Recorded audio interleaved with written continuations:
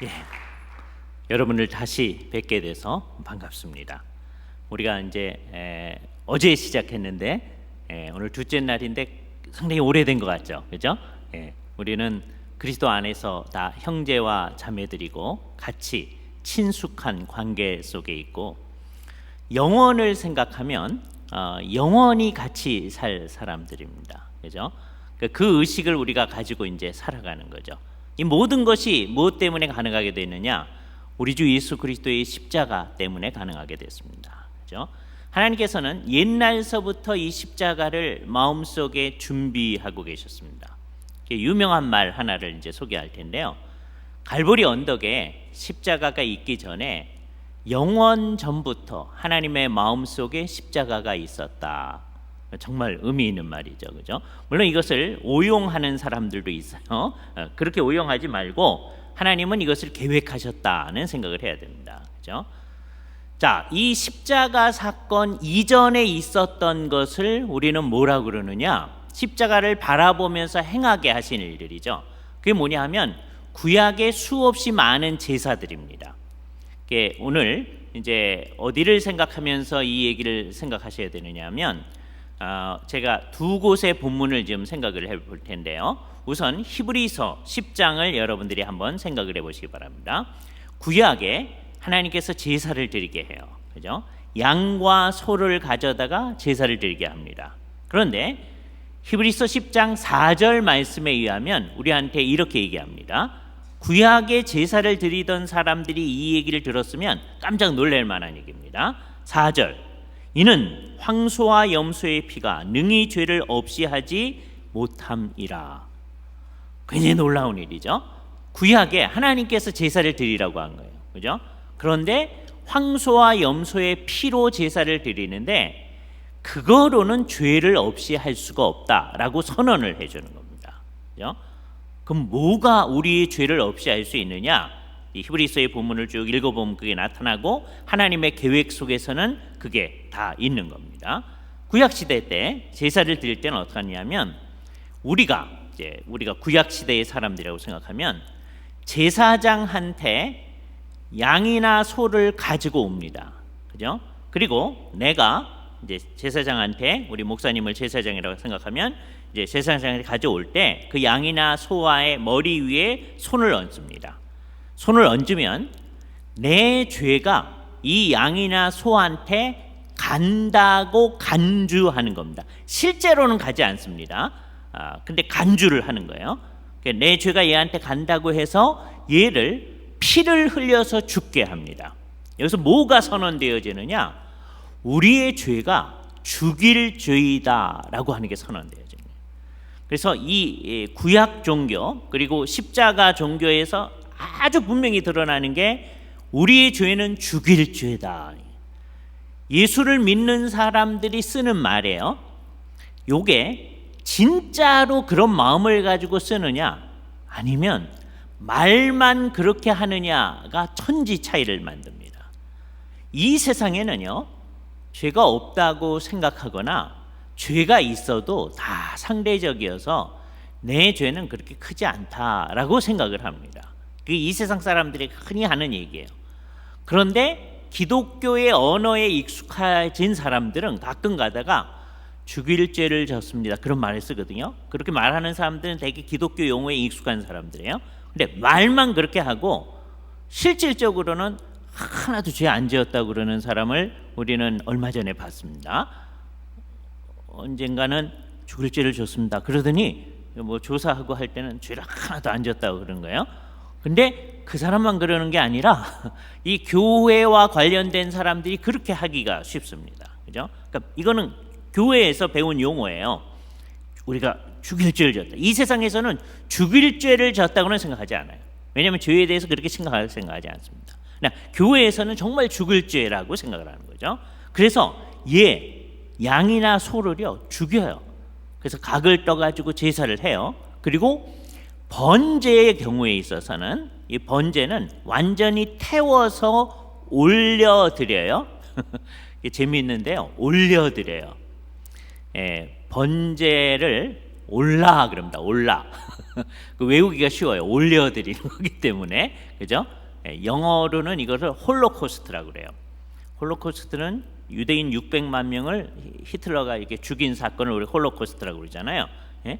근데 그게 어디서 온 말이냐? 번제에서 온 거예요. 왜 걔를 완전히 다 태워버립니까? 여러 해석이 있어요. 근데 제가 생각하기에 제일 좋은 해석은 뭐냐? 아까 내 죄가 얘한테 갔다고 생각했잖아요. 그래서 얘를 죽였잖아요. 우리의 죄가 죽일 죄라고 하는 게 선언되어진 겁니다. 그러고도 안 돼서 얘를 완전히 없애버리는 거예요. 태워서 없애버리는 거예요. 하나님은 양이나 소의 태운 냄새를 맡고 좋아하시는 분이 아니에요. 우리한테 알게끔 하려고 이 일을 하는 겁니다. 그래서 완전히 태워버려서 없애버리는 거예요. 그죠? 자, 그렇다면 구약 제사는 왜 하는 건가? 3절이 그 이유를 얘기해 줍니다. 3절. 그러나 이 제사들은 해마다 죄를 기억하게 하는 일이 있다. 효과가 어디에 있는 거냐? 우리의 죄가 심각해서 죽일 죄라고 하는 것을 날마다 각성시키는 거예요. 때가 되면 우리의 속건제를 갖다 드리고 하지만 대속죄일, 유대인 달력으로 7월 10일 날 대속죄일 제사를 드리거든요. 그러면 대제사장이요, 백성 전체를 위해서 제사를 드리고 어린 양의 피에 의존해서 유일하게 1년에 한 번 지성소 안으로 들어가는 거예요. 그죠? 거기서 그 피를 뿌리면서 주 앞에 기도를 합니다. 그러니까 여러분 지성소 안을 생각을 해보면 어떻겠어요? 피가 매년 뿌려진 곳이에요. 피비린내 나는 종교예요. 이거 한번 생각을 해보셔야 돼요. 그죠? 옛날 유대 백성들하고 하나님께서 언약을 맺으실 때 맨 처음에 시내산 밑에서 이제 모세가 백성들과 언약을 맺습니다. 그것을 우리 시내산 언약이라고 말하는데요. 반은 피를 반은 이 제단에 쏟고서는요, 반은 양푼에 담았다가 이 언약서를 낭독한 다음에 우리가 여호와의 말씀대로 준행하리이다, 백성들이 이렇게 얘기하거든요. 그럼 이제 모세가 그 피를 가져다가요 백성들에게 뿌립니다. 제가 뿌리면은 여기까지 뿐이 안 갈 거예요. 모세는 힘이 좋았으니까 상당히 많이 갈 겁니다. 그런데 남자 어른만 60만 명 되는 사람 저 끝까지, 그러니까 여자하고 애들 합치면 200만 명 내지 300만 명쯤 되는 거예요. 저 뒤에 있는 사람한테는 피가 안 뿌려집니다. 그러니까 이게 상징적으로 뿌리는 거예요. 그죠? 뭐를 얘기해 줍니까? 너희하고 하나님이 언약을 맺었다라고 하는 것을 얘기해요. 우리는 피로 맺은 언약, 이 백성과 하나님을 하나로 엮는 거예요. 본드예요, 본드. 근데 한국 사람들이 옛날에 본드를 본드라고 그랬잖아요. 하나님과 우리 사이에 본드, 연결이 되어진 거예요. 피로 맺은 연결이 이루어진 거예요. 옛날에 우리나라에서 이것을 번역을 피로 맺은 약정 그렇게 표현하기도 하는데, 그 약정이라는 게 뭘 번역한 말이냐면 본드예요. 우리와 하나님 사이에는 연결이 되어졌다. 우리는 하나님의 언약 백성이다라고. 그러니까 백성들한테 피를 뿌리는 것도 여러분들한테 이 하나님과의 언약 관계가 형성되어 있다라고 하는 것을 표현해 주는 겁니다. 한번 생각해 보세요. 피가요 여러분한테 막 뿌려져요. 예? 그럼 굉장히 기분 나쁠 수도 있잖아요. 그죠? 그러나 이게 상징적인 행위다. 그죠? 그래서 언약 백성이라는 표를 가집니다.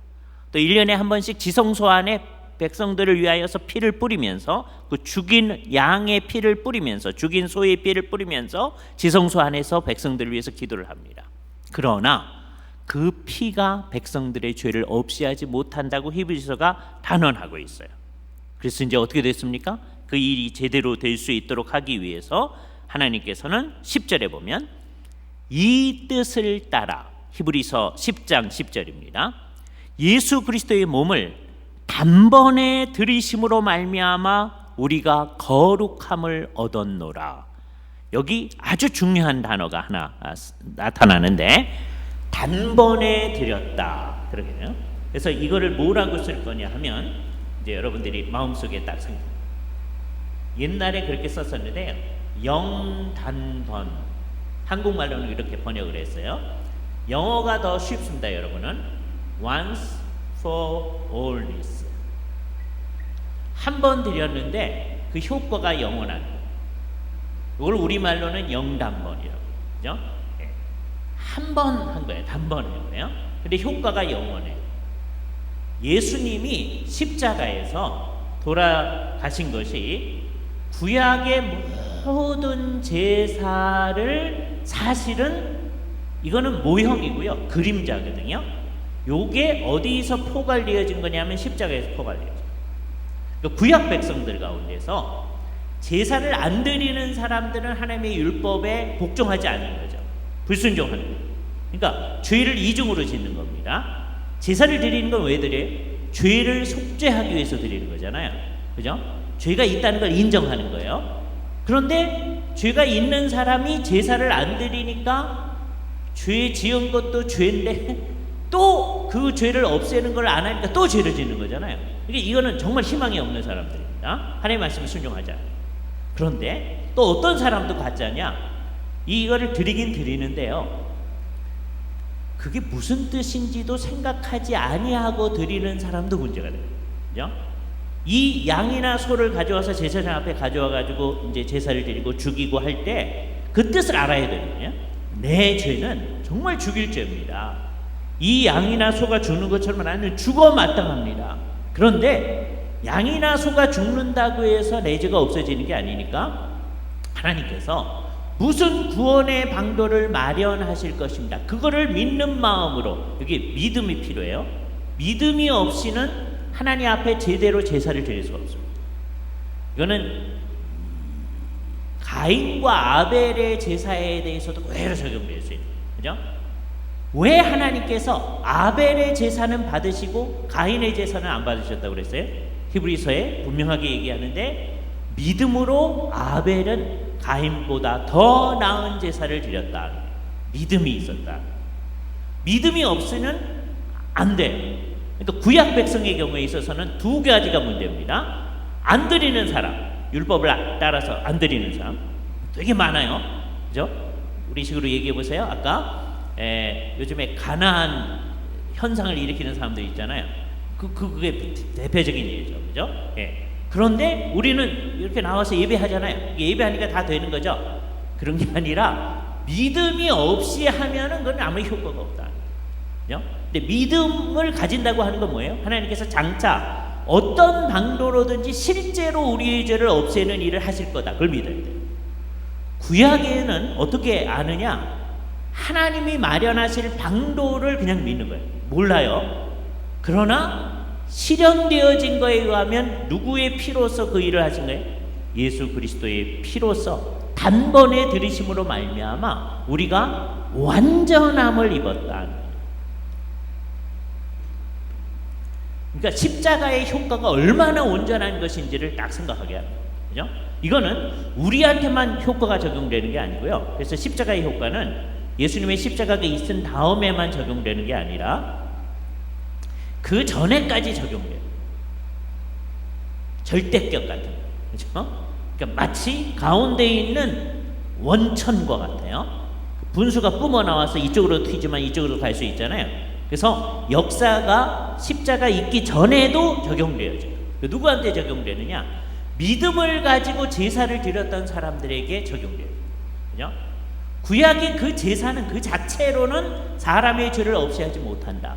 그런데 예수 그리스도께서 오셔서 우리의 죄에 대해서 영단번에 제사를 드리셨다. 그럼으로써 제사를 완성하신 것이고, 그러니까 이제 제사가 완성되어졌으니까 더 이상 제사를 드릴 필요가 없는 거예요. 이거를 히브리서에서 아주 잘 표현을 해줍니다. 한번 가보세요. 어떻게 얘기하는지.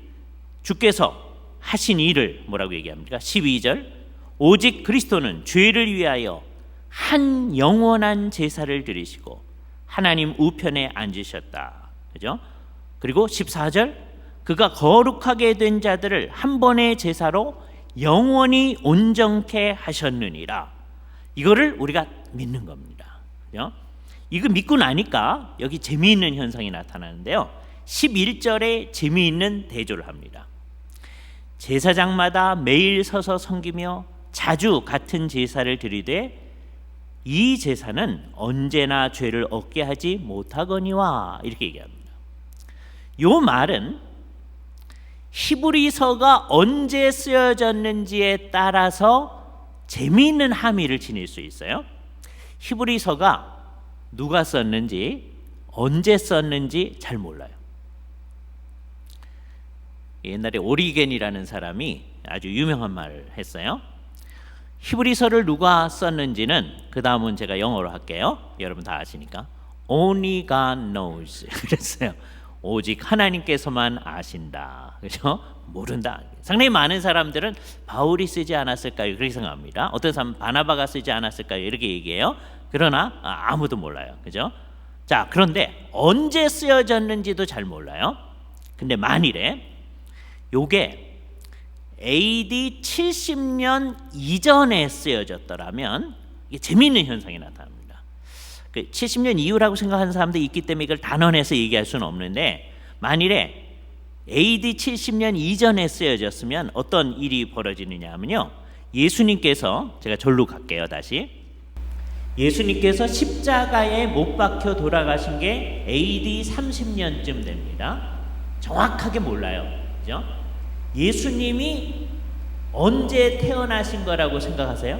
그것도 몰라요. 네, 대충 옛날에 어떤 분이었냐면 디오니시우스 엑시구스라는 사람이, 그 사람 이름 몰라도 좋습니다. 그 사람이 주님을 높이기 위해서 그 시대에는 연대를 어떻게 계산하느냐면 로마의 어떤 황제 몇 년 그렇게 하거든요.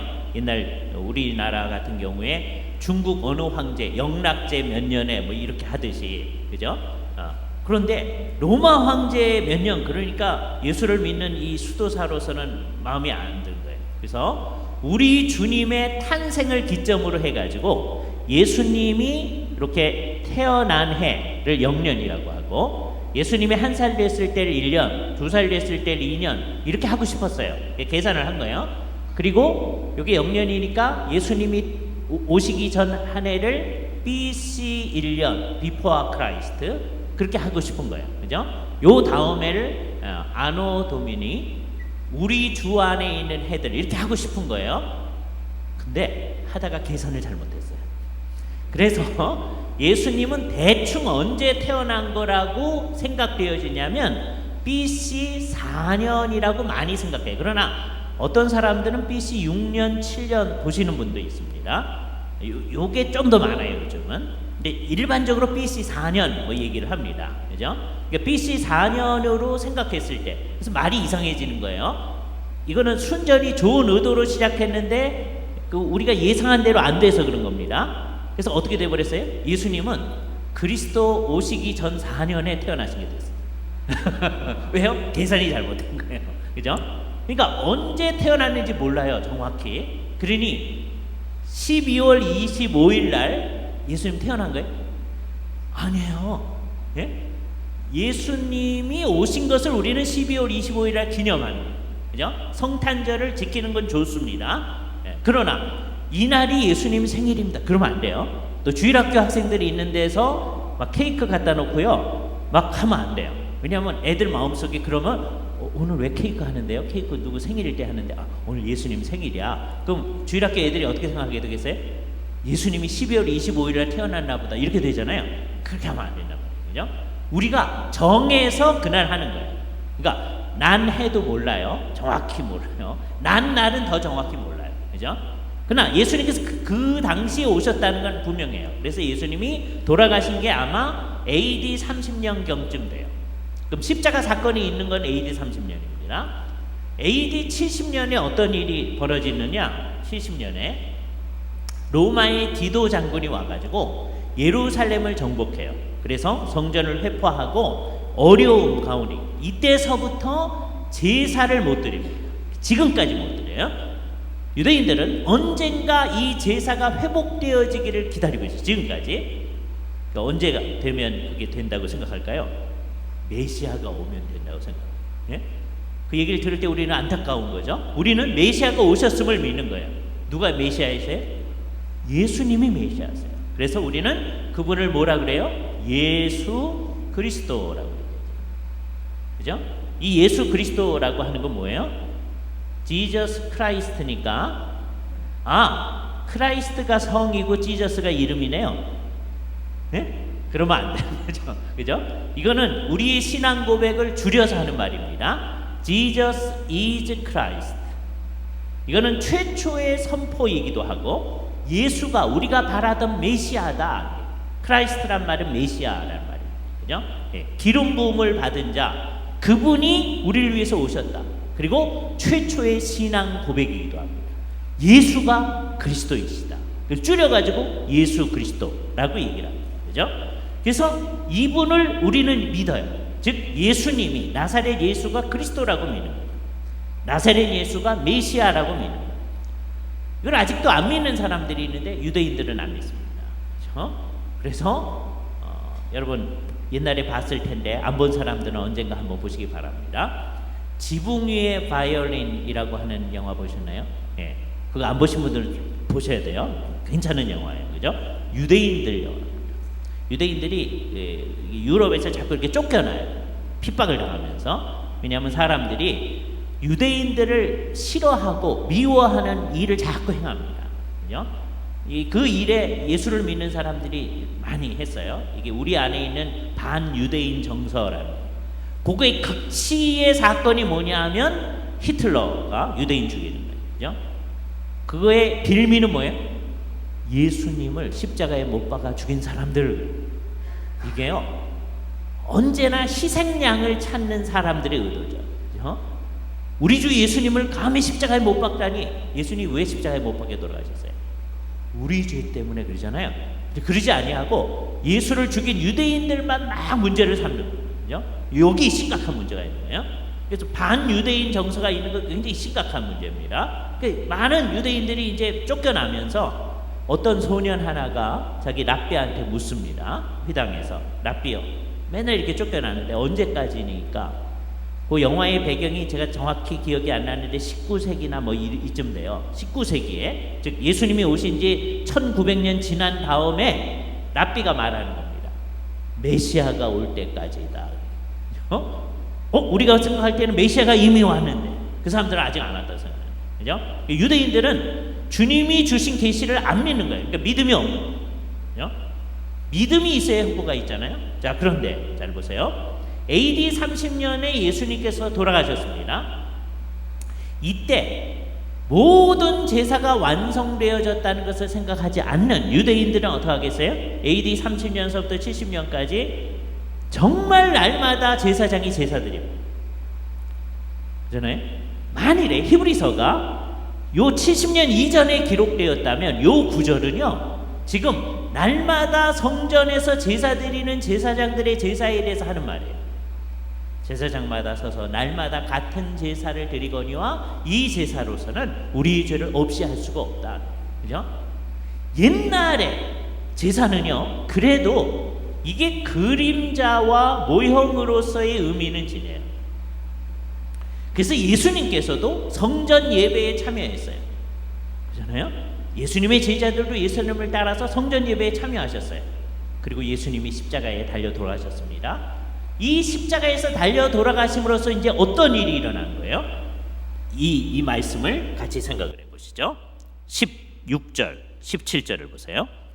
주께서 이르시되 그날 이후로는 그들과 맺을 언약이 이것이라 하시고 내 법을 그들의 마음에 두고 그들의 생각에 기록하리라. 새 언약을 주께서 맺으리라 하신 후에 그들의 죄와 그들의 불법을 내가 다시 기억하지 아니하리라 하셨으니 십자가 사건으로 말미암아 어떻게 한 거예요? 우리의 죄와 우리의 불법을 주님이 다시 기억하지 아니하시리라. 우리가 이걸 믿는 거죠. 내가 받아야 할 벌을 예수님이 다 받아주셨다. 이거 믿는 거예요. 그죠? 진짜로 믿나요? 믿는 척하죠. 우리가 지금 진짜로 믿는지 안 믿는지를 제가 시험을 해볼 겁니다. 예를 들어서요, 내일은 그냥 지냈다고 합시다. 월요일 날 이번에 이제 은혜를 받았어요. 그래서 이제 새벽 기도회를 계속 하리라 이렇게 마음을 먹고 자명정을 켜놓고 이제 주무셨는데 이게 어떻게 돼가지고 그냥 주무셨어. 그래서 새벽기도를 못 왔어요. 예를 들자면 월요일 날, 다음 주 월요일 날. 그리고서 이제 출근을 하시다가 교통사고가 났어요. 예를 들어서. 그리고 나가서 이 업무를 보는데 또 뭐가 잘 안 됐어. 만약 이런 사건이 일어났다. 그러면 상당히 많은 예수 믿는 사람들이 뭐라고 생각합니까? 속으로? 그때 쓰는 말이 있어요. 우리들이 한국 사람들이 쓰는 말이 있습니다. 어떻게 됐어요? 내가 오늘 새벽기도 안 나가서 벌 받았나? 그러는 말을 써요. 그런데 한국 사람들은 그 말을 또 이상하게 써요. 죄 받았나? 예? 이상하게 그랬습니다.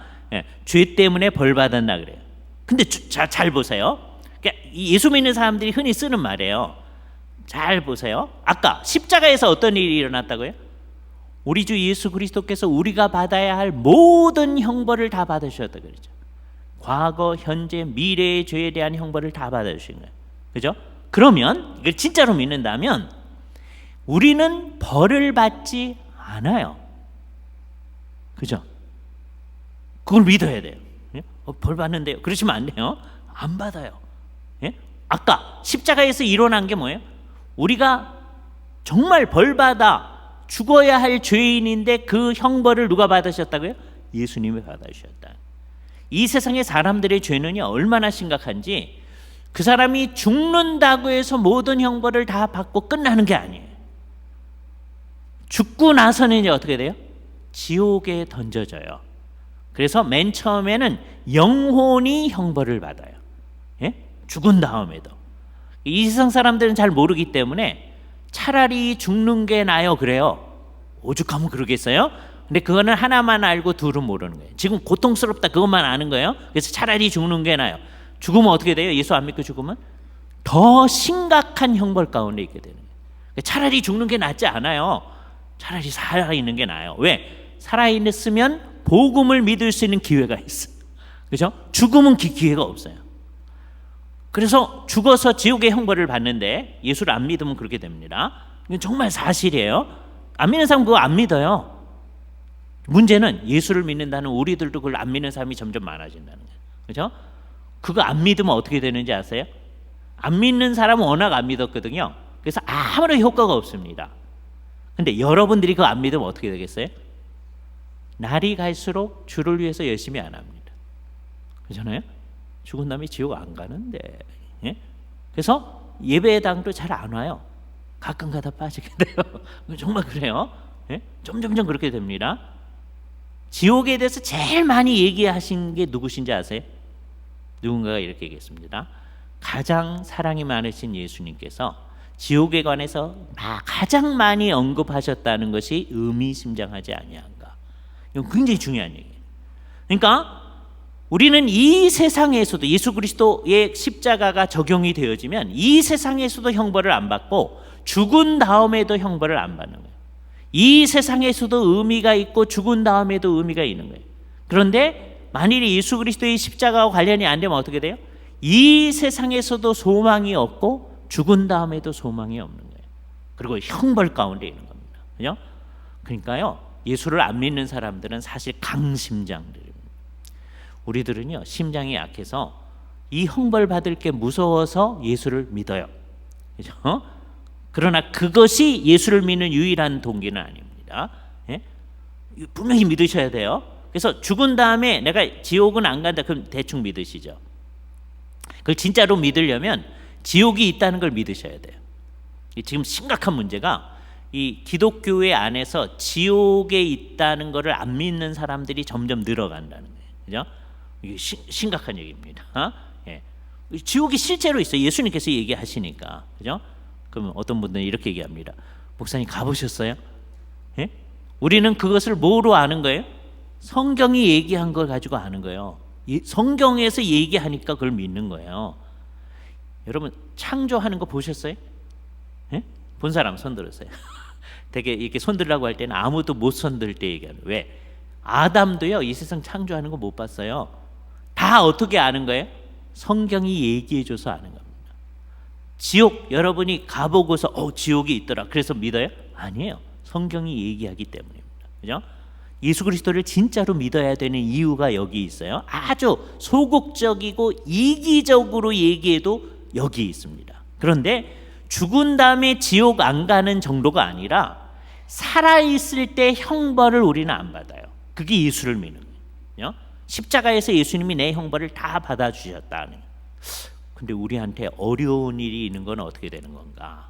그건 두 가지가 있습니다. 첫 번째는 예수를 믿는 사람들이 하나님의 자녀들이에요. 여러분의 자녀들을 키우실 때 자녀들이 잘못하면 어떻게 하세요? 여러분들이 때를 따라 징계하시죠. 그죠? 자녀들을 사랑하지 아니하는 사람들은 징계하지 아니하죠. 그렇잖아요? 그러나 자녀들을 사랑하는 사람들은 징계하시잖아요. 그죠? 그러니까 우리가 잘못하면 하나님께서 뭐 하실 거예요? 징계하시는 건 있겠죠. 형벌과 징계는 다른 거예요. 형태는 비슷해 보입니다. 느낌이 비슷할 수 있어요. 그러나 달라요. 형벌은요, 잘못한 것만큼 벌을 받는 거예요. 우리는 잘못한 것만큼 벌을 받지 않아요. 그죠? 징계를 받을 수는 있어요. 징계도 안 받는 방법은 뭘까요? 주님의 뜻대로 잘 사는 거죠. 그죠? 그러나 그럴 수 있는 사람은 드문데 그래도 우리가 그걸 향해서 나아가는 겁니다. 그러나 내가 잘못했다 생각하면 주님 앞에서 미리 내가 잘못했습니다 얘기하시면 되잖아요. 그죠? 그래도 징계를 받을 거다 그러시면 안 돼요. 제가 잘못한 거 있으면 하나님 앞에 미리 얘기를 하시면 됩니다. 여러분 자녀들 이제 키우실 때 어떤 애는요 딱 야단 맞을 때가 되면 처음부터 잘못했어요 그래요. 걔는 덜 맞아요. 근데 대개 둘째가 고집이 셉니다. 되게 일반적으로 그래요. 뭐 이제 자녀들에 따라서 성격이 좀 다릅니다만 둘째는 고집을 부려요 끝까지. 그럼 어떻게 되죠? 많이 맞아요. 여러분도 하나님 앞에서 여러분이 하나님의 자녀인데 하나님 앞에 고집 부리면 어떻게 돼요? 징계를 많이 받을 수 있어요. 그러나 그 징계는 뭐는 아니다? 벌이 아니다 이렇게 생각하셔야 돼요. 그죠? 벌은 어떻게 됐어요? 예수님께서 우리를 위해서 다 받아주셨어요. 이것의 아주 대표적인 게 뭐냐? 우리의 죽음입니다.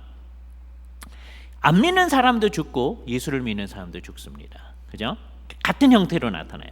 그런데 안 믿는 사람은 죽음이 왜 죽어요? 성경이 밝히 말씀하시기를 죄의 싹슨 사망이요. 죄 때문에 죽는 거예요. 그 구조가 우리에게 있기 때문에 우리도 죽습니다. 그 죄악의 구조, 죽음의 구조, 고난의 구조라고 하는 게 우리에게 있어서 우리도 죽어요. 그러나 우리는 죄라고 하는 구조가 와서 우리도 죽는데, 왜냐하면 만일에 안 그랬다면 이 세상 역사가 이상해지거든요. 예수를 믿는 사람들은 오래 살고 안 믿는 사람은 막 죽고, 그런 사람들이 이상한 동기에서 예수 믿고 그럴 거 아니겠어요? 예? 진시황 같은 사람 예수 열심히 믿을 거예요. 왜요? 불로장생해야 되니까. 그건 좋은 동기에서 믿는 게 아니잖아요. 그렇죠? 그래서 하나님께서는 이상하게 예수 믿는 거를 싫어하셔가지고 안 믿는 사람 죽을 때쯤에 우리도 같이 죽게끔 하시는 겁니다. 대신에 죽음의 의미가 달라지는 거예요. 안 믿는 사람의 죽음은요, 정말 죄의 싹스로 죽는 거예요. 그래서 무서운 겁니다. 죽음은 정말 무서운 거예요. 그래서요, 죽을 때 의사 선생님들이 얘기하는데 우리한테서 굉장히 우리를 기쁘게 하는 물질이 이렇게 나온대요. 그걸 견딜 수 있도록 하기 위해서. 예? 근데 예수를 믿는 사람에게는 바울이 우리한테 가장 잘 얘기를 해주는데 이렇게 얘기해요. 바울이 하는 말을 들어봅시다. 나는 살아서 있는 것도 좋고 죽어서 주님과 함께 있는 것도 좋다 그래요. 이게 진짜 성도의 태도입니다.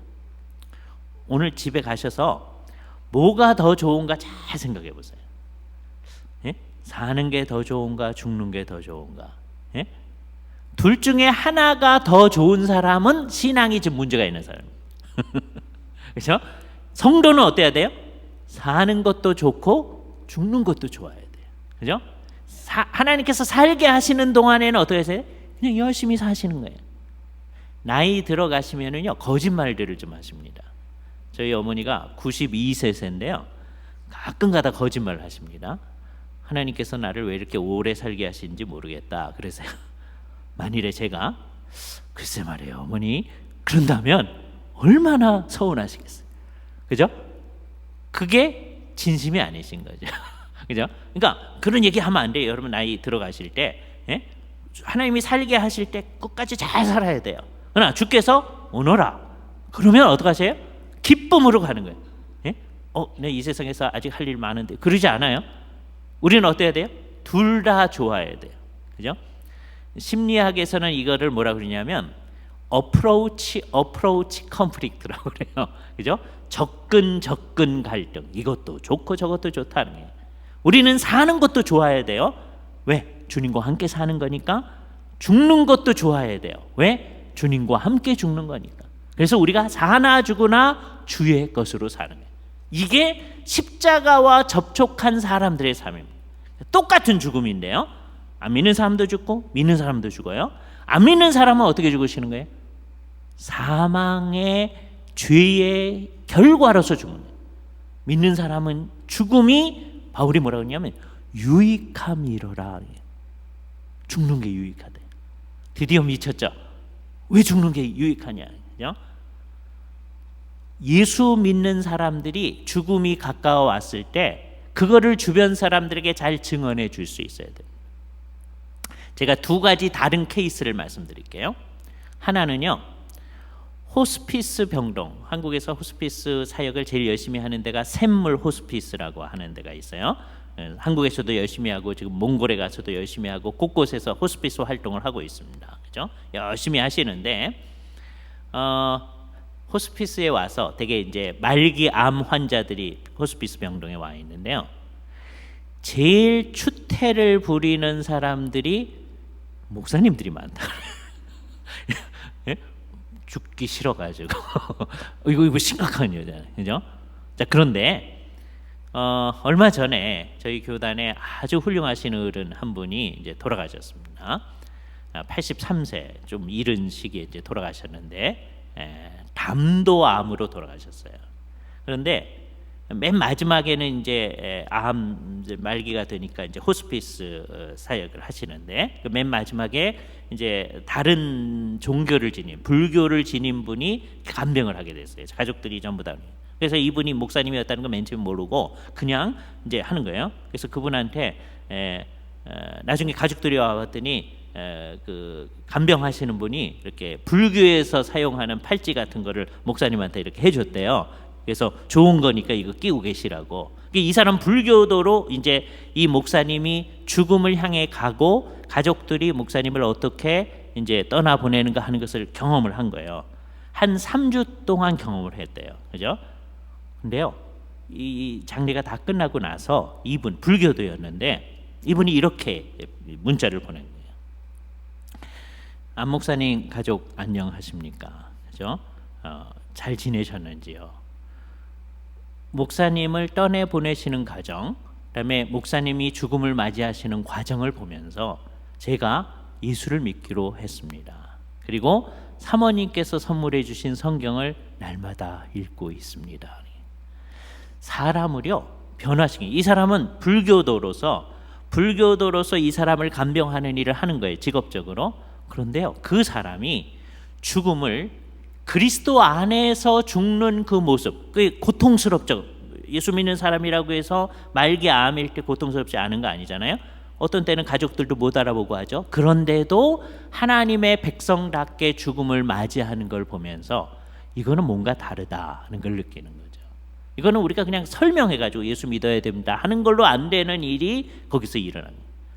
그래서 안 목사님은요, 평소에도 전도를 많이 하셨었는데 돌아가시면서도 전도를 하시고, 그 얼마나 아름다워요, 그죠? 우리도 그런 죽음을 죽을 수 있기를 바랍니다, 그죠? 우리가 살아 있을 동안에도 주를 위해 살고, 사나 죽으나 주님의 것이니까 살아 있을 때도 주님을 위해 사는데 죽을 때에도 주님을 위해 사는 거예요, 그죠? 그러니까 우리는 죽는 것도 사는 것도 다 좋은 거예요. 그 죽는 게 유익한 거예요. 죽음이 우리에게 올 때 정말 유익함을 느낄 수 있어야 됩니다, 그죠? 진정한 성도들은 그래서 장례식장에서 우리끼리만 있을 때, 성도들만 있을 때, 성도가 아닌 사람들이 있을 때는 조금 달라져야 됩니다. 왜냐하면 부모님들이 돌아가시고 막 그랬는데 좋아하다니 이런 불효자들이 이럴 수 있단 말이에요. 우리들끼리 있을 때는 다 오히려 기쁨을 느낄 수가 있습니다. 그죠? 저 후배 목사님 하나가 얼마 전에 돌아가셨는데, 이분은 박사 학위가 둘 있는 사람입니다. 존스 홉킨스 대학에서 보건학 박사를 했어요. 예일에서 이제 석사 학위를 하시고 존스 홉킨스에서 보건학 박사 학위를 한 다음에 연세대학교 교수를 하시다가 복음에 대한 열정이 또 있으셔가지고 교수직을 내려놓고 신학을 공부해서 목회하시면서 신학 박사 학위도 하셨어요. 그렇죠? 한국서. 그래서 이분은 박사 학위가 둘이야. 애들이 4명인데 여러 일을 하시다가 갑자기 쓰러지셔서 돌아가셨어요. 그래서 이제 우리가 장례하는 걸 돕고 그랬었는데, 그때 국민일보 기자가 거기 자리에 오셨다가 이제 예배 마친 다음에 사모님 이제 인사하고 하는 걸 보면서 저하고 친하니까 저한테 궁금해하면서 여쭤보는 거예요. 사모님이 미소를 지으시네요. 저래도 되나요? 그래. 국민일보 기자니까 신앙이 있으신 분이에요. 그런데도 이해가 안 되는 거예요. 목사님이 돌아가셨는데 자녀는 4명이나 있는데, 고등학생이 아직도 2명이 있고 이제 대학생이 있고 뭐 그런데 이거 어떻게 해야 되나. 그런데 사모님이 미소를 지으시네요. 물론 사모님이 인간적으로 생각할 때는 그거 굉장히 힘든 상황 아니겠어요? 그 교회에 지금 사모님이 신학 공부하면서 연세대학 가가지고 신학 공부하면서 그 교회에 또 섬기고 계세요. 지금 그 교회를 가나, 송파에 있는 가나 교회라는 교회인데 어떻게 할 수 없으니까 그냥 섬기고 계신데, 인간적으로 보면 이제 어떻게 해야 될지 모르는 거죠. 그러나 주 안에서 이것을 맞이할 때 이것을 잘 맞이할 수 있는 거죠. 십자가가 이 모든 것을 바꾼 거예요. 그죠? 십자가에 비춰서 우리의 죽음의 의미가 완전히 달라집니다. 우리의 죽음은요, 예수를 믿는 사람의 죽음은 주 안에서 우리가 징계받는 것의 최후의 징계, 이건 형벌이 아니에요. 이제 징계를 이 세상에 받잖아요. 그것 중에 최후의 징계예요. 그래서 그것은 우리를 겸손하게 만들고 하나님 앞에 있게 만듭니다. 그러나 그 죽음조차도 우리한테 유익한 것이다. 그 준비를 우리가 해야 돼요. 이 의미를 잘 생각하면. 그래서 십자가에 의해서 모든 게 달라진 거예요. 이 달라진 사람들은 이제 십자가 때문에 많은 게 달라집니다. 뭐가 달라지느냐? 첫 번째, 우리의 죄가 다 없어졌다고 그랬어요. 주께서 기억도 안 하신다고 그랬어요. 이걸 진짜로 믿어야 됩니다. 그러니까 우리는 다 어떤 사람들이에요? 용서받은 죄인들이죠. 이 두 가지가 다 중요해요. 용서받은 죄인들. 이 의식이 있어야 됩니다. 용서받은 죄인들. 밀양이라는 영화 보셨죠? 예? 예수를 믿고 자기 아내를 유괴해서 죽인 사람을 용서해 주러 갔어요. 근데 그 사람이 자매님, 나는 이미 용서를 받았습니다. 그렇게 아주 뻔뻔한 모습을 지니는 거 볼 때 이 여자가 돌아버려요. 그죠? 그 얘기는 우리한테 심각하게 고발하는 얘기가 두 가지가 있습니다. 주님이 나를 용서했다는 걸 할지라도 내가 잘못한 거에 대해서 잘못했다고 얘기해야 되잖아요. 뻔뻔하게 나는 이미 용서를, 당신이 용서 안 해도 나는 이미 용서를 받았다. 그게 이 여자를 돌게 만듭니다. 그러니까 몇 가지를 우리에게 얘기해 주는 거죠. 우리가 예수의 십자가를 믿는다고 하는 걸 진짜로 믿느냐. 진짜로 믿는다면 남의 아기를 유괴에다가 죽여놓고 주님은 날 용서하셨습니다. 그런 태도를 갖는 사람은 용서받은 죄인이라고 하는, 그걸 생각 안 하는 거예요. 용서받았다는 걸 너무 생각하는 거예요. 남들이 볼 때 너무 뻔뻔해 보이는 거예요. 그죠? 그런데 예수님이 나의 죄를 용서하셔서 이제 예수님 때문에 그 비참한 상황에서 자녀를 잃어버린 그 상황에서 얼마 전에 이혼하고 자녀 혼자 살고 있는데 이제 그 자녀를 이제 잃어버린 그 상황에서 예수님 때문에 희망을 얻고 이 사람을 좀 용서해 주어야 되겠다고 갔다가 도무지 용서할 수 없는 사람, 하나님을 이제 믿을 수 없는 사람으로 변한 이 여인, 그게 예수를 믿는 사람의 신앙이 뭔가 하는 걸 생각하게 하잖아요. 그죠? 용서를 받았다. 진짜로 그걸 믿어야 됩니다. 우리는 용서받은 죄인으로 이 세상에 사는 겁니다. 그죠? 워낙 죄가 없었던 사람처럼 사는 게 아니에요. 죄가 있는데 어떤 죄인이었냐? 죽을 죄인인데 십자가에서 그것을 해결해 주셨다.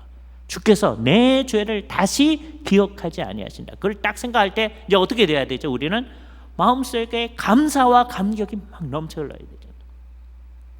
그게 안 넘쳐 흐르면 이걸 진짜로 믿는지를 한번 생각해 봐야 됩니다. 그죠? 그래서 넘쳐 흐르니까 이제 어떻게 해야 돼요? 주 앞에 우리는 예배하게 되는 거예요. 그래서 구약의 제사하고는 다른 형태가 딱 나타나는 거예요. 구약 시대에는 하나님 앞에 예배를 하는 게 뭐였어요? 제사를 하는 거였어요. 근데 신약 시대 십자가가 있고 난 다음에는 18절, 이게 중요하니까 이 구절은 같이 한번 읽습니다. 히브리서 10장 18절입니다. 18절 같이 읽습니다. 시작. 이것들을 사하셨은즉 다시 죄를 위하여 제사 드릴 것이 없느니라. 그래서 신약 시대의 사람들은 뭘 안 드려요? 제사를 안 드려요. 놀라운 변화죠. 예? 사도행전에 나타나는 여러 구절 가운데 아주 놀라운 구절. 제사장의 허다한 무리도 이 도에 복종하더라. 제사장이요, 이 도에 복종하고 나면 어떻게 되죠? 제사장을 못해요. 왜? 자기 먹고 살 게 없어져요. 제사장은 그걸로 먹고 사는 거거든요. 그런데 이 도에 복종하면, 예수 그리스도를 믿고 나면 자기는 제사를 드릴 수가 없어요. 그래도 나는 예수를 믿어야 된다. 왜? 이게 객관적인 사실이기 때문에. 그죠? 그러니까 내가 예수를 믿는 거는 나한테 좋거나 말거나 이게 굉장히 중요한 거기 때문에 나는 그렇게 하는 거다. 이것만이 살 길이다 라고 하는 게 예수를 믿는 겁니다. 예수를 믿는 사람은 어떻게 하는 거예요? 너무너무 이제 감사해 가지고서는 이제 첫 번째 하는 일이, 두 번째 하는 일이 이따 얘기할게요. 첫 번째 하는 일이 주 앞에 예배를 하는 일입니다. 신약 교회는 그래서 예배하는 공동체예요. 구약에는 제사하는 공동체였습니다. 제사 공동체였다면 신약에는 예배하는 공동체. 왜 예배해요? 우리를 구속해 주신 주님을 너무너무 감사해서. 예배하러 오는 동기가 딴 게 들어있으면 다 가짜인 거예요. 그죠? 예배하러 왔어요. 왜 예배하러 왔어요? 주께서 우리를 구원해 주신 것이 너무너무 감사해서. 모든 게 그래야 됩니다. 근데 한참 지나다 보면 여기에 다른 동기가 같이 이렇게 들어올 수가 있어요. 그럼 가짜가 돼요. 근본적으로는 왜 예배하러 오셨어요? 구속해 주신 게 너무 감사해서 예배하러 왔어요. 그죠? 예? 그것만이 해야 됩니다. 한참 지나다 보면 예배를 하고 나면 내 마음이 기쁜데요. 그래서 자기 마음 기쁘려고 예배를 해. 그럼 그 가짜가 들어오는 거예요. 예배하고 나면 하나님이 축복해 주는데요. 막 그래요. 예? 예를 들어 보세요. 어떤 분이 예배 시간에 한 번도 안 빠지고 막 축석을 열심히 하는, 늦지도 않고, 그 목사님께서 자매님 예배 시간에 늦지도 않고 추석을 열심히 해주셔서 감사합니다. 어떻게 이렇게 안 빠지시나요? 그랬더니 목사님, 제가 옛날에 좀 빠졌었는데요. 예배 빠지고 어디 가다가 된통 사고가 났어요. 그 다음부터는 절대로 안 빠집니다. 그죠? 절대로 안 빠지는 거 잘하는 거예요. 근데 이 사람은 왜 안 빠지는 거예요? 또 사고 나면 안 되니까. 그럼 이 잘못된 동기가 들어오는 거잖아요. 그죠? 이게 잘못된 겁니다. 이 사람 마음속에 감사해서 예배하는 마음이 있긴 있어요. 그러나 또 다른 동기가 들어오는 거죠. 옆에서 그 얘기를 듣고 있던 어떤 장로님이 나는 그런 거 아니고 내가 80평생 주님을 잘 섬겨왔는데 예배를 열심히 드렸더니 하나님이 축복을 얼마나 해주는지 모르겠다. 이분은 왜 하는 거예요? 축복 받으려고 하는 거예요. 그죠? 예배를 잘하는 사람은 주께서 축복해 주세요. 그러나 그건 하나님의 소관이에요. 하나님이 알아서 하는 거고, 우리는 축복 받으려고 예배하는 거는 아니에요. 네? 그게 불순한 동기가 들어오는 거예요. 그러니까 예배에 다른 동기가 들어오면 이상해지는 겁니다. 이걸 딱 생각하면, 예를 들어서 이런 용어가 있을 수 있는지를 한번 보세요. 신년 축복 대성회. 되겠어요? 이거 뭐 하자는 거예요? 축복받자는 거죠. 네? 말이 안 되는 거예요. 주 앞에 신년에 우리가 모여서 하나님의 말씀을 공부합시다. 좋은 거예요. 그죠? 그런 사람들을 주께 축복해 주실 수 있어요. 근데 그건 누구가 알아서 하는 거예요? 그건 하나님이 알아서 하는 거예요. 우리로서는 축복받기 위해서 그러는 거 아니에요. 그죠? 신유 집회 되겠어요? 우리가 모여서 기도하다 보면, 성도들을 위해서 간구하다 보면 주께서 의사 선생님이 안 된다 하는 병도 고쳐지는 경우가 있어요. 그죠? 우리 그걸 믿잖아요. 그러나 그거를 목표로 해서 집회를 하면 안 돼요. 우리는 왜 모여요? 주 앞에 구속받은 게 너무너무 감사해서. 여기 딴 게 들어오면 안 됩니다. 그죠? 딴 이유가 막 들어오면 안 돼요. 주 앞에 이렇게 경배를 하고 나면 우리 마음속에 기쁨이 있을 수가 있어요. 그러나 우리 마음속이 기쁘기 위해서 예배하는 게 아니다 라고 하는 게 분명해야 돼요. 우리의 종교적 심리를 만족시키기 위해서 하는 게 아니다. 주님 앞에 왔습니다. 제사를 드리면 안 되고 이제는 뭘 해야 돼요? 참된 예배를, 감사해서 예배드립니다. 그러니까 모든 예배는 다 감사 예배예요. 그리고 결과적으로 보면 모든 예배는 전부 다 헌신 예배예요. 그죠? 되게 주일 저녁 예배를 헌신 예배로 하는 경우가 있잖아요. 그러다 보면 오해가 생깁니다. 주일학교 교사 헌신 예배를 한다. 그러면 오늘은 주일학교 교사들만 헌신하면 되죠? 우리는 안 해도 되죠? 이게 오해를 생겨요. 모든 예배는 결과적으로 헌신 예배다. 그죠? 그러니까 성경에 의하면 구속받은 게 너무너무 감사해서 예배를 하는 거고요. 예배한 사람들은 주께서 우리의 경배를 받아주신 것이 너무너무 감사해서 자기 자신을 주 앞에 드리게끔 되는 거예요. 결과적으로 헌신 예배다. 그죠? 자, 그런데 그 예배는요, 내가 최선을 다한다고 해서 주께 받아질 수 있는 게 아닙니다. 오늘 그런 기도도 많이 했고 그런 찬송도 아까 많이 했어요. 굉장히 정확한 찬송을 한 거예요. 우리가 최선을 다하면 안 돼요. 물론 우리로서는 최선을 다하는 거죠. 어떻게 최선을 다합니까? 내일 주일이잖아요. 그러니까 오늘 토요일 날 목욕 재개하고 잘 준비하죠.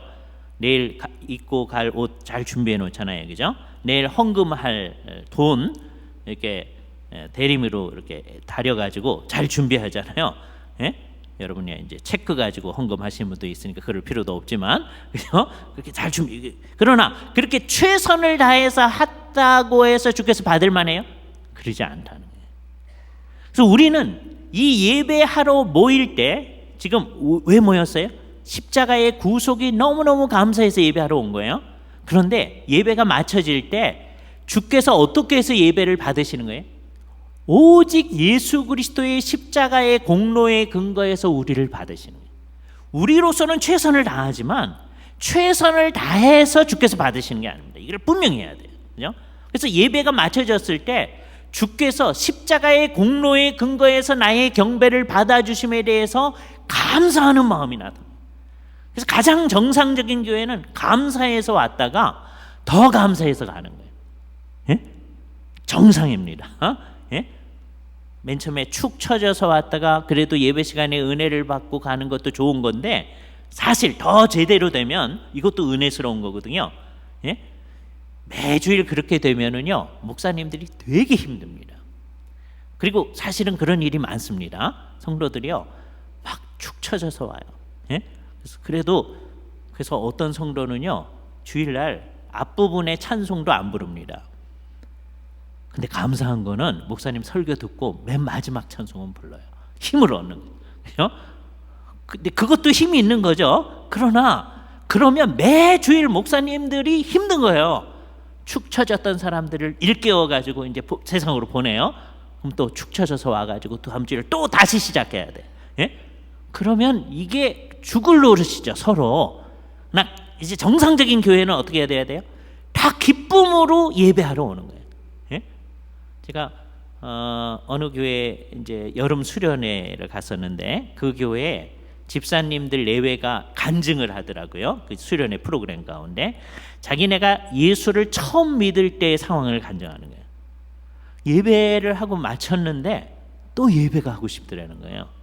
그래서 물어봤대요. 예배가 또 없습니까? 그랬더니 주일 저녁에 또 예배가 있다. 그래서 처음 오는 사람인데 주일 저녁에 왔대요. 그죠? 예배가 마쳤는데 또 예배가 하고 싶다는 거예요. 그래서 예배가 또 없으니까 수요일 날에 있다고 그러더니 그래서 수요일 날로 왔대요. 그죠? 근데 또 하고 싶더래요. 그랬더니 매일 새벽마다 기도회가 있더래요. 그래서 처음 예수 믿을 때부터 예배에 모두 참석을 했대. 그러는 사람 참 드물거든요. 근데 참 귀하잖아요. 그게 정상이거든요. 그죠? 왜 예배해야 와야 돼요? 예배하고 싶어야 돼요. 그죠? 그러니까 내가 예배하고 싶은 마음이 별로 안 생길 때가 있잖아요. 그런 때 한 번도 없죠? 우리는 있어요. 예? 그때가 영적으로 병들었을 때예요. 그죠? 내가 예수의 백성이 아니든지 아니면 영적으로 병들었을 때는 그 마음이 없어요. 그러나 정말 영적으로 건강할 때는 예배하고 싶은 거예요.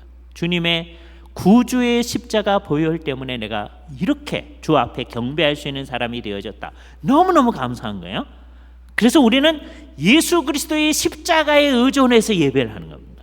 그런데 예수님은 2000년 전에 십자가에서 돌아가셨잖아요.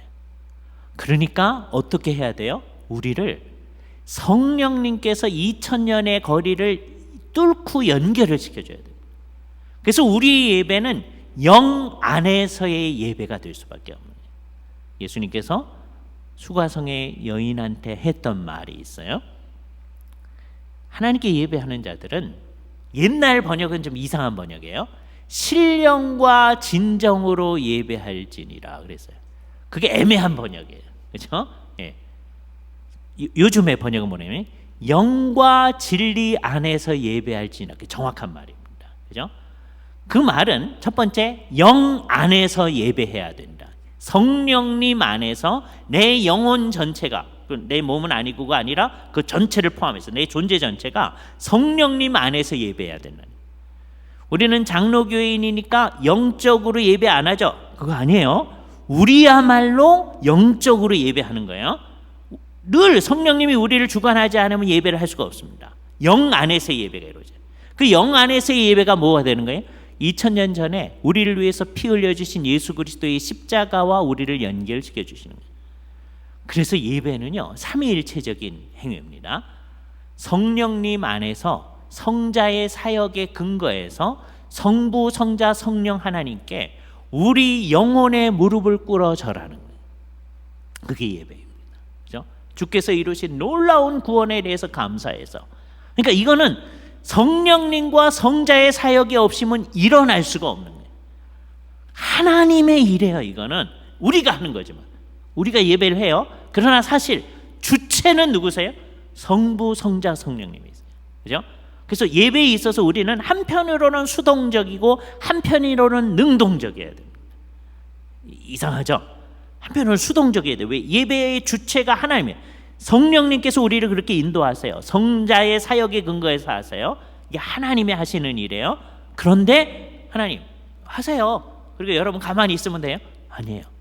정말 능동적으로 여기로 나가요. 마치 뭐와 비슷하냐? 예수님께서 십자가에 달려 돌아가시는 게요, 하나님께서 미리 정하신 대로 거기로 나가는 거잖아요. 그런데 어떻게 가세요? 자기가 적극적으로 거기로 나가시는 거예요. 나는 나의 목숨을 버릴 권세도 있다. 다시 얻을 권세도 있다. 주님이 얘기하잖아요. 예수님은 죽음에 대해서, 당신님의 십자가 죽음에 대해서 수동적으로 나아가시면서 동시에 능동적이세요. 비슷해요. 우리 예배할 때 어떻게 가는 거예요? 하나님이 하시는 일에 나를 맡겨야 돼요. 성령님께서 나로 예배하게 하시는 대로 나가야 돼요.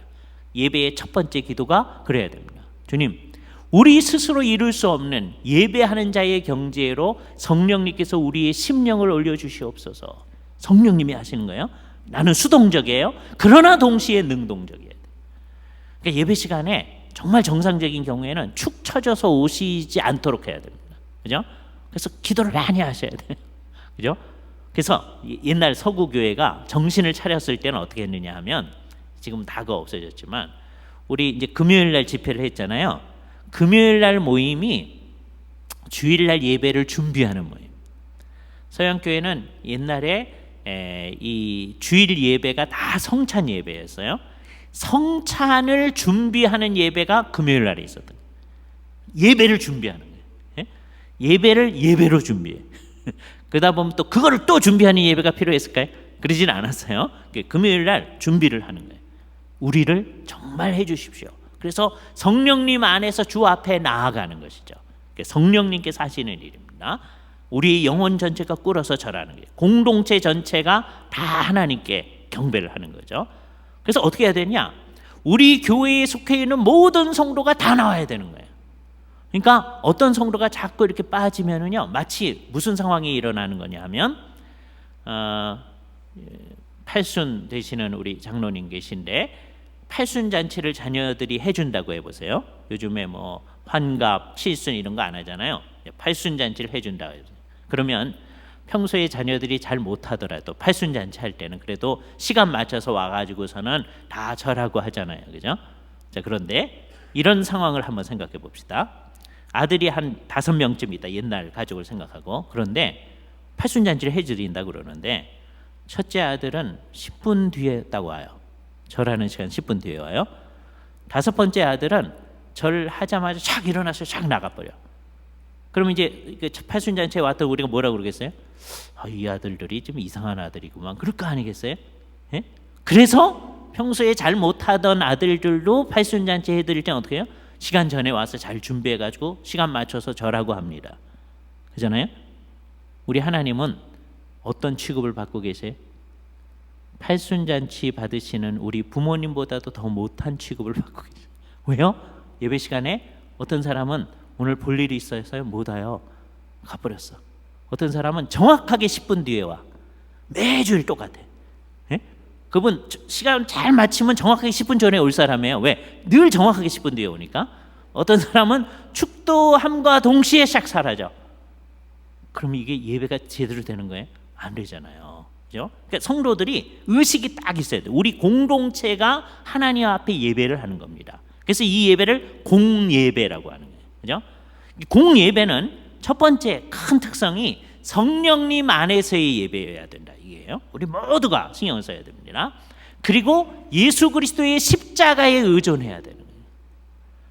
그 다음에는 우리의 모든 삶을 다 묶어서 주 앞에 올려드리는 거예요. 일주일 동안에 산 우리의 삶 전체를 다 묶어서 주께 올려드리는 거예요. 그게 뭐냐? 헌상하시는 거예요. 우리 헌금하는 거예요. 그래서 헌금이라는 용어보다 헌금 그러면 자꾸 돈 내는 것처럼 보여지잖아요.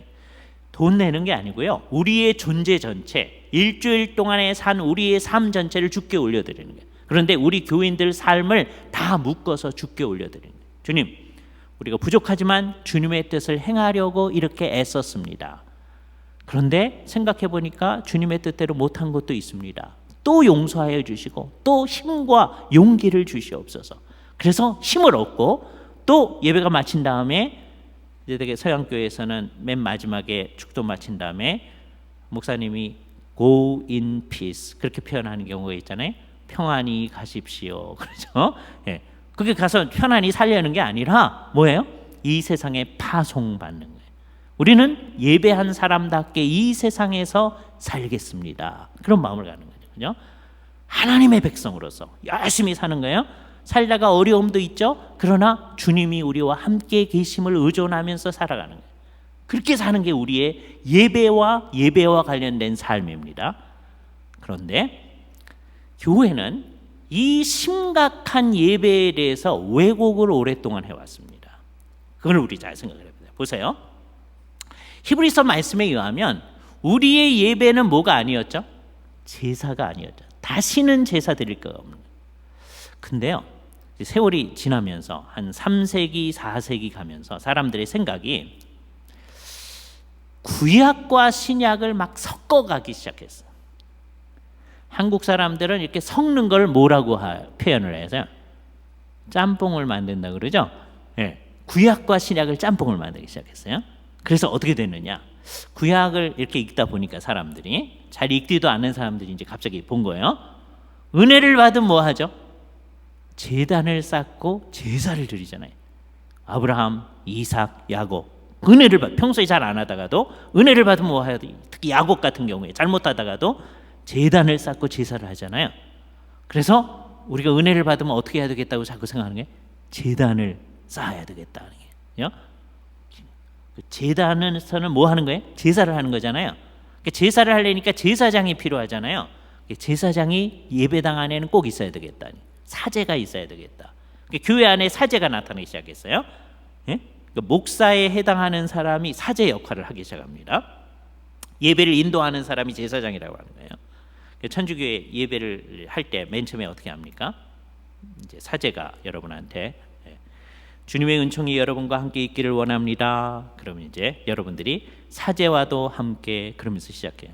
그러니까 이 예배를 인도하는 사람이 사제, 제사장이에요.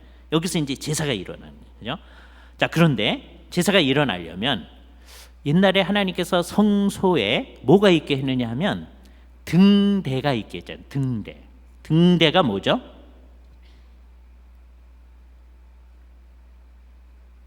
이스라엘 가면 여러분들이 되게 이런 거 사오시는 경우가 있습니다. 이렇게 생긴 거 사오시죠?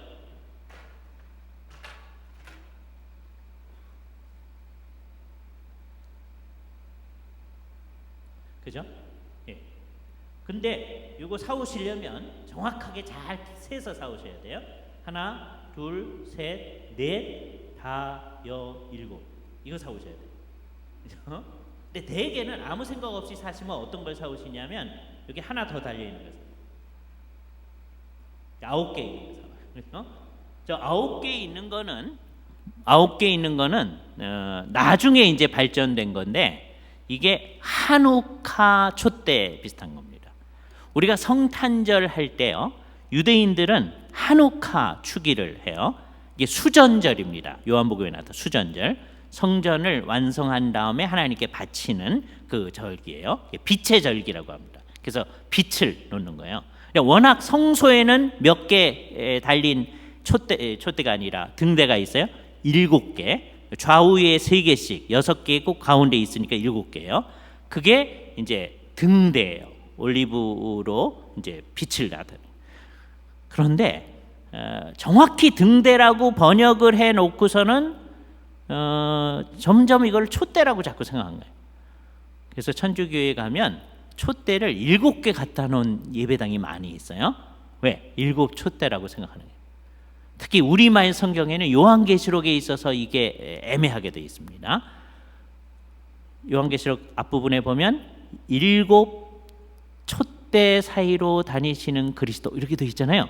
그 촛대 그러면 안 돼요. 등대 그래야 돼. 그 번역을 잘못했어요. 그죠? 등대예요. 예. 그런데 그걸 자꾸 서양 사람들은 정확하게 등대가라고 번역을 해놓고서는 자꾸 촛대라고 생각하는 거예요. 그래서 예배당에다가 자꾸 촛대를 갖다 놔요. 예? 그러니까 예배 시간에 초를 밝히기 시작한 거예요. 왜? 이게 제사라고 생각해서. 또 성소 안에 뭘 피웠죠? 독특한 향을 제조해서 향을 피웠잖아요. 그러니까 예배 시간에 향을 피우기 시작한 거예요. 그래서 구약과 신약을 막 섞어 놔가지고서는요, 구약에 있는 거를 가지고 예배를 자꾸 제사라고 얘기하는 일이 발생한 거예요. 그래서 종교개혁이 일어났을 때 뭘 발견했느냐? 우리는 성경이 말하는 방식대로 예배를 해야 된다는 걸 발견했어요. 그러니까 첫 번째, 성경이 말하는 방식대로 하니까 성경에서 하지 말라는 걸 우선 없애야 돼요. 루터를 따라서, 루터는 요것만 없앴어요. 예배당 안에 뭐가 있었느냐 하면 십자가가 있고, 십자가에 다 예수님이 이렇게 가고 있잖아요, 천주교회 안에. 그래서 그 상은 제거했어요.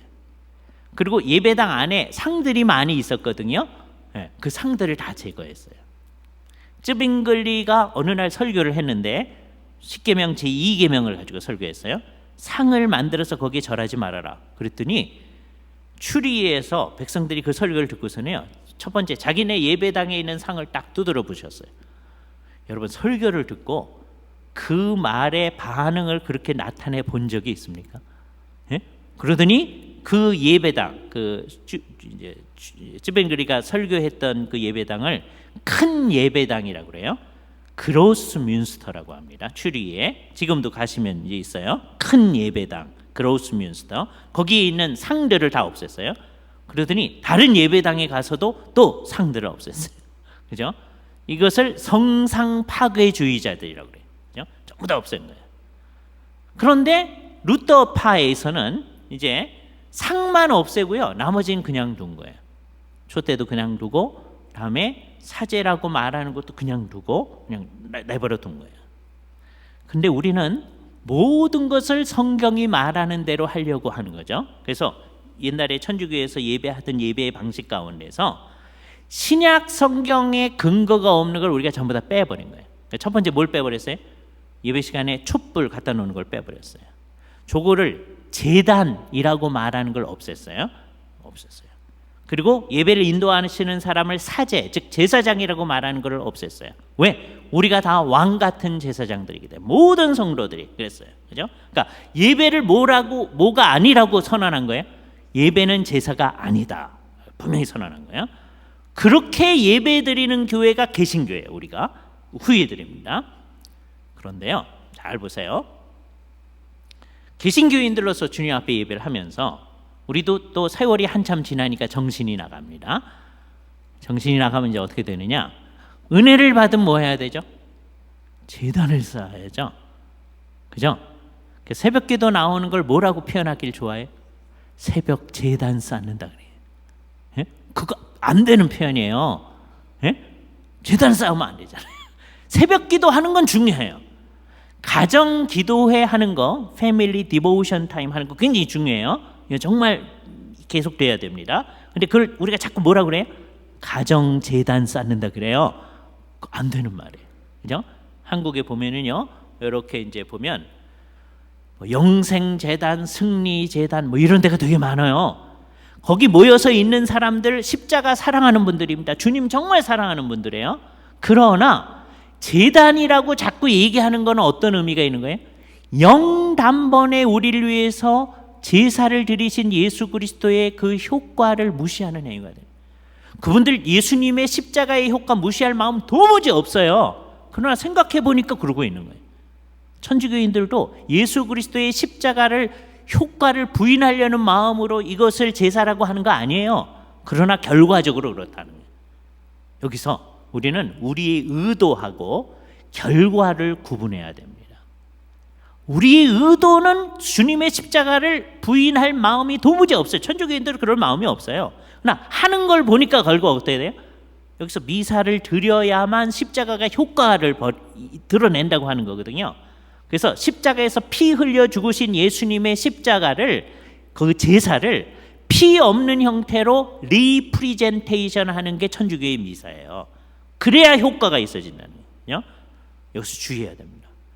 우리가 여기서 예배하는 거는요, 어떤 형태의 제사도 아니다라고 하는 걸 분명히 해야 돼요. 그럼 이제 어떻게 됩니까? 우리 예배를 정말 예배답게 해야 됩니다. 예배의 순서 가운데 성경적 근거가 없는 걸 자꾸 빼버리는 거예요. 그리고 우리 하나님에게만 집중하지 않는 모든 요소를 빼버리는 거예요. 예를 들어서 여기 누군가가 나와서 특송을 했다고 합시다. 그러면 어떻게 되는 거예요? 우리 모두가 찬송을 하는데 누군가가 우리를 대신해서 한 거잖아요. 그러니까 누가 찬송을 하는지 결국 우리가 찬송합니다. 그 의식이 있어야 돼요. 근데 세월이 한참 지나면 이제 어떤 마음이 생기냐면, 우리는 앉아서 들었고요, 저분이 하셨거든요. 근데 너무 은혜스럽게 잘해 주셨어. 그럼 우리가 어떻게 되죠? 아주 자연스럽게 그렇게 되죠. 그렇죠? 우리가 같이 했다는 생각이 없어지는 거예요. 이거 잘 생각해야 됩니다. 우리 예배는 정말 하나님에게만 집중하는 모습이 있어져야 된다. 그죠? 우리가 예배 시간이 아닌 시간에는 뭐 박수치고 뭐 할 수가 있어요. 그러나 예배 시간에는 하나님에게만 집중하는 모습이 우리에게 있어져야겠다. 그죠? 그래서 광고 순서 같은 게 될 수 있는 대로 예배 바깥으로 나가는 게 좋습니다. 근데 이게 왜 자꾸 안으로 들어오느냐? 서양 교회는 이제 목사님이 앞에 나가셔서 광고를 쭉 얘기하신, 인티메이션 쭉 얘기하신 다음에 찬송가 몇 장 부르심으로써 주님 앞에 예배하기를 시작하겠습니다. 그렇게 하는 경우가 있어요. 그러니까 광고를 먼저 하는 경우가 있죠, 그죠? 또는 예배가 다 마쳐진 다음에 광고를 합니다, 그죠? 성도들의 교제도 하고 새로 나온 사람들 소개하고. 근데 우리 그렇게 못하는 이유는 뭐냐? 아까 축도가 마침과 동시에 샥 사라지잖아요. 예? 그러니까 이걸 어떻게 할 수가 없는 거예요. 그래서 전체적으로 문제가 생기는 겁니다. 그러니까 우리가 정말 성경에 근거한 예배를 하려고 하는 마음으로 가득 차는 마음이 있어져야 돼요. 그죠? 이제 교회는, 이제 우리는 이제 성령님 안에서 그렇게 하려고 노력해야 되고, 이제 교회는 뭘 해야 되느냐 하면 우리 예배가 진리 안에서의 예배가 되도록 신경을 써야 됩니다. 이건 이제 목사님들과 장로님들이 신경 쓰실 거예요. 그분들이 알아서 할 거니까 맡기시면 됩니다. 그죠? 진리 안에서의 예배가 될 수 있도록. 그래서 우리는 뭐에 신경 써요? 우리 예배가 성령님 안에서의 예배가 될 수 있도록. 진리 안에서의 예배라고 하는 건 뭐냐? 성경에서 진리는 하나님 자신이 진리이고, 다음에 하나님의 말씀이 진리잖아요. 그죠? 요한복음 17장 17절, 저희를 진리로 거룩하게 하옵소서, 아버지의 말씀은 진리니이다. 주께서 말씀하셨잖아요. 아버지의 말씀이 뭐예요? 진리예요. 그래서 우리는 예배를 할 때 뭐의 요소만 가지고 해요? 성경에 나타나 있는 요소만 가지고 예배를 하려고 애를 쓰는 거예요. 이게 개신교의 예배다. 그죠? 그러니까 우리 마음속에 정말 그 마음이 있어져야 됩니다. 이제 목사님들과 이제 장로님들이 힘을 써가지고 정말 이게 타락하면 어떻게 되느냐 하면요, 이제 한국 교회, 특히 이민 교회들이 그렇게 되는데 모든 예배 순서, 모든 교회 예배 순서가 통일이 되어집니다. 어느 교회나 다 똑같아요. 왜? 은혜스럽다 그러면 아무나 다 들어오는 거예요. 그죠? 그렇게 되지 않도록 정말 성경에 있는 그 요소만 가지고, 우리 종교개혁자들이 신경을 썼던 그 요소만 가지고 예배하려고 하는데 신경을 써야 되고요. 그거는 우리가 감나라 배추나라 할 것이 아니고 목사님과 장로님들이 예배위원회에서 신경을 쓰실 겁니다. 대신에 우리는 뭐에 신경 써야 돼요? 정말 성령님 안에서, 예수 그리스도 안에서 예배하는 일이 되어지도록 신경을 써야 됩니다. 그럼 이 예배와 밀접하게 연관된 것이 뭐예요? 우리의 삶입니다. 우리의 사는 거는 어떤 사람으로 사는 거예요? 예배한 사람답게 살아나가는 겁니다. 그죠? 그래서 예배와 삶이 불과 분리의 관계성을 지녀야 돼요. 예배와 삶은 똑같다 그러면 또 오해를 해요. 그렇죠? 그러니까 예배 안 나와도 되죠? 이런 사람들 나와요. 그죠? 그래서 표현을 어떻게 써야 되냐면 불과 분리적이다. 예배한 사람은 어떻게 살아야 돼요? 예배한 사람답게 살아야 돼요. 주의 백성답게 살아야 됩니다. 그게 우리의 삶의 내용이죠. 그래서 우리의 삶의 내용을 가지고 주 앞에 가지고 와서 같이 주 앞에 올려드리는 거예요. 우리가 이렇게 살았습니다. 그런데 생각해 보니까 잘못한 것도 있네요. 주님, 힘을 더 주십시오. 주의 백성답게 살게 하여 주시옵소서. 그래서 예배는 우리에게 필수적입니다. 그죠? 그렇게 사는 사람이 이 세상에서 하나님의 백성답게 살아나가는 그 삶의 내용, 그게 로마서 12장 2절이 얘기하는 거룩한 산 제사를 하는 거예요. 그죠? 우리의 삶으로 매일매일의 삶 가운데 사는 겁니다. 우리 삶의 내용, 그게 제사예요. 그래서 우리가 제사장들이에요. 그죠? 이 세상 속에서. 그러니까 예배가 제사가 아니고, 예배는 하나님께 우리가 살았던 삶의 내용을 묶어서 드리는 거고요. 그렇게 드린 사람다우게 하나님의 거룩하고 온전하신 뜻을 잘 생각을 해가지고 매일매일 생각을 해야 돼요. 제가 성차별적인 발언을 좀 할게요. 기분 나빠하지 마세요. 대개 여자분들이 생각하기를 싫어해요. 사람에 따라 달라요. 그죠? 생각하기 싫어요. 그러니까 교회와 관련된 일에 대해서도 생각하기 싫어요. 그죠? 뭐 하기를 원해요? 느끼기를 원해요. 이게 우리 시대의 특성입니다. 예? 여자분들의 감성하고 비슷한 감성을 현대인들이 가지고 있는. 포스트 모던 시대에는 이성 중심이 아니고 감성 중심으로. 예배도 그렇게 하고 싶어지는 거예요. 그죠? 그래서 설교에 대해서도요, 목사님 우리를 깨우치려고 하지 마시고요, 우리를 감동시키세요. 그렇게 가요. 예? 그렇게 되면 우리는 망하는 길로 가는 겁니다. 그죠? 예. 물론 우리 마음속에 감동도 있어야 되죠. 그러나 하나님의 말씀을 잘 깨우쳐서 그것으로부터 나오는 것이 있어야 돼요. 근데 언제나 문제가 여기서부터 여기까지 가는 게 한참 걸리네요. 이게 얼마나 멀리 있을까를 한 가지 예를 들어 한번 생각을 해보겠습니다.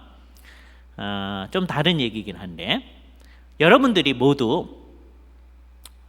무덤에 묻혀 있는 사람들이라고 가정을 한번 해봅시다. 전부 다 무덤 속에 있는 사람을 가정을 해보세요. 예. 요 근처에 어디 세메트리가 있나요? 공동묘지? 예? 어디? 예? 근데 서양 공동묘지는 그래도 괜찮으니까 그러지 말고 서울을 가정을 하시고요. 망우리, 그러면 뭐가 생각나시죠? 공동묘지 생각하시죠. 망우리 공동묘지에 우리가 타임머신을 타고 그리고 한국으로 이제 같이 가는 겁니다. 근데 언제 가느냐? 밤 2시에 가요. 근데 비가 부슬부슬 내립니다. 그럼 우리한테서 어떤 신체적 반응이 일어나죠? 등골이 오싹하고 머리가 쭈뼛서고 막 그러죠, 그죠? 우리 젊은 남자 청년들은 무섭지 않다고 그러는데 괜히 큰 소리로 막 찬송을 합니다. 뭔가가 작용하고 있는 거죠, 그죠? 왜 그래요? 한국 사람들 귀신 나타날까 봐 그러죠, 그죠? 자, 근데 잘 생각해 보세요. 우리 모두를 그 망우리 공동묘지에 묻혀 있는 사람들이라고 가정을 하는 겁니다. 합니다. 여기 끝에 있는 분들하고 여기 있는 분들만 예수를 믿고 돌아가신 분이라고 가정을 하는 거예요. 우리 모두는 저를 표해서 여기는 예수를 믿는 분들이지만 안 믿는 사람들이라고 가정을 합니다. 자, 그러면 예수를 믿고 돌아가신 분들은 몸은 땅속에서 이제 썩고 있잖아요. 영혼은 예수님과 함께, 하나님과 함께, 어저께 하나님 어디 계시다고 그랬죠? 하늘에 계신, 그랬죠? 우리도 죽으면 하늘에 있겠죠. 그죠? 죽자마자 하늘에 있는 거예요. 교통사고가 딱 났다. 그래서 죽었어요. 자기 몸을 이렇게 내려다보고 있나요? 영혼이? 예? 그리고 내 장례식에 누가 왔나 이렇게 보나요? 그러지 않아요.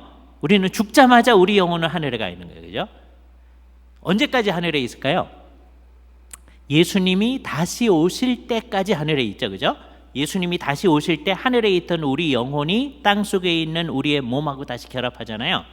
그래서 몸이 다시 살죠. 그래서 영혼이 살잖아요. 어디서 영혼이 살죠? 새 하늘과 새 땅에서, 극치에 이른 하나님의 나라에서 영혼이 사는 거예요. 그죠? 예. 그게 우리 믿는 바의 내용입니다. 자, 그러면 아까 하늘에 있는 그 성도, 하늘에 있는 성도가 자기 무덤 1년에 한 번씩 이렇게 돌아보나요? 절대로 아니죠. 그렇잖아요. 자기 집 이렇게 가가지고 식구들 잘 살고 있나 보나요? 절대로 아니에요. 주님께서 다시 오실 때까지는 계속 어디 있어요? 하늘에 있어요. 안 믿는 사람의 영혼은 어디 있죠? 지옥에 있죠. 다. 그 사람들 1년에 한 번씩 휴가 받아가지고 자기 무덤을 이렇게 살피러 나와요? 예? 자기 집에 한번 돌아왔다 와요? 전혀 그러지 않아요. 지옥에 계속 있는 거예요. 언제까지? 주님이 다시 오셔서 심판하실 때까지. 심판할 때는 어떻게 돼요? 그 사람들로 같이 살아나와서 부활한 몸으로, 그런데 다른 형태의 부활한 몸이죠, 정죄를 받고 다시 지옥에 던져지는 거예요. 그죠? 영원히 그런 정죄를 받게 될 겁니다. 자, 그렇다면 무덤 근처에 돌아다니고 있는 죽은 사람의 영혼이 있어요, 없어요? 없잖아요. 예? 한국 사람이 생각하는 귀신은 뭐예요? 처녀 귀신, 총각 귀신, 만드기 귀신, 그런 것들이잖아요. 사람이 죽어서 된 영혼, 그런 거 없다고 하는 거를 성경적으로 좀 본 거예요. 그러면 이 얘기를 듣고 났으니까 여러분, 밤 2시에 공동묘지에 가도 전혀 안 무섭죠? 듣고 나도 무서워요. 이게 왜 그러냐? 머리로는 이해가 되는데요, 여기로는 안 간 거예요. 우리가 지금 공부하는 것들이 뭐냐 하면, 지금 머리로는 일단 이해를 해야 돼요, 정말. 그래서 그게 우리 입으로도 표현이 될 수 있어야 됩니다. 이것도 어려워요. 여기가 우리가 성전이 아니고 누구가 성전이라고 그랬어요? 우리가 성전이라고 그랬잖아요. 이게 입으로도 나올 수 있어야 됩니다. 예? 우리 장로님들이 식사하시면서 그렇게 얘기하시는 거 우리 들었어요. 참 감사합니다. 그죠? 우리가 성전이다, 그런 말이. 예, 의식 공부한 게. 그런데 중요한 게 그게 내 가슴으로도 느껴져야 돼요. 내가 살 때도 그렇게 돼야 됩니다. 그죠? 나는 이제 매일매일 살 때 어떤 사람으로 사는 거예요? 예배한 사람으로 사는 거예요. 그죠? 매일매일 의식이 돼야 되는 거예요. 예배는 예배고요. 예배할 거 다 끝났으니까, 이제 오늘 저녁까지 해서 다 끝났으니까 이제 기쁜 마음으로 그냥 가면 되죠. 또는 내일 1시 반에 우리 이제 오후 예배 마친 다음에, 이제 예배 마치고 나면 이제 모든 게, 주일 모든 게 끝났으니까 그냥 오늘 할 거 다 했다. 오늘은 예배를 2번이나 했다. 그래서 기쁜 마음으로 그냥 가면 되죠. 그게 아니라 어떻게 하는 거예요? 나는 이제 예배한 사람으로 이 세상에서 살 거다. 그 마음을 가져야 해요. 그게 뭐예요? 거룩한 산제사를 드리는 거예요. 그래서 우리는 매일매일 뭐로 사는 거예요? 제사장으로 사는 거예요. 우리가 사제들입니다, 온 세상에서. 그러면 어떻게 해야 돼요? 하나님의 거룩하고 온전하신 뜻을 날마다 분별해야 돼요. 하나님이 원하시는 게 뭘까? 내가 말을 어떻게 얘기해야 주님이 기뻐하실까? 이게 생각을 해야 되거든요. 성경은 자꾸 우리한테 생각하라, 그렇죠? 생각하라. 지금 미국 목사님 가운데서 존 파이퍼 목사님이 아주 굉장히 열심히 제대로 된 방향으로 얘기를 하시는데요, 그분이 쓴 책 가운데 생각하라는 책이 있어요. 생각하라. 미국 예수 믿는 사람들도 자꾸 생각을 안 하려고 하니까 한국 예수 믿는 사람 더 생각 안 하려고. 그죠? 생각을 해야 됩니다. 뭘 생각해요? 주께서 얼마나 놀라운 구원으로 우리를 구원해 주셨는지, 그런 사람으로서 우리가 이 세상을 어떻게 살아가야 하는지, 이 살아가는 모든 일의 출발점이 뭐예요? 예배하는 겁니다. 내일 아침에 우리는 모여서 주 앞에 예배하려고 합니다. 왜 예배해요? 우리를 구원해 주신 게 너무너무 감사해서 주 앞에 예배할 겁니다. 오늘 저녁에 돌아가셔서 예배하기 위한 준비들을 마음속에 잘 하세요. 매주일 그러시는 거예요. 주 앞에 참된 예배를 드립니다. 우리로서는 최선을 다하지만 우리의 노력으로 되는 게 아니라 성령님께서 이 일을 이루시니까 성령님 안에서 이 일을 감당할 마음을 가져 나가십시다. 같이 기도하시죠.